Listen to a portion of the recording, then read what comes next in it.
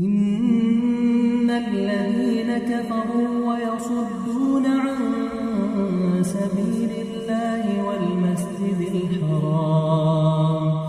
والمسجد الحرام الذي جعلناه للناس سواء العاكف فيه والباد ومن يرد فيه بإلحاد بظلم نذقه من عذاب أليم. وإذ بوأنا لإبراهيم مكان البيت ألا تشرك بي شيئا وطهر بيتي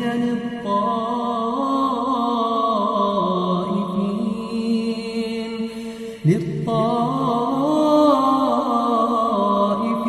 والقائمين والركع السجود.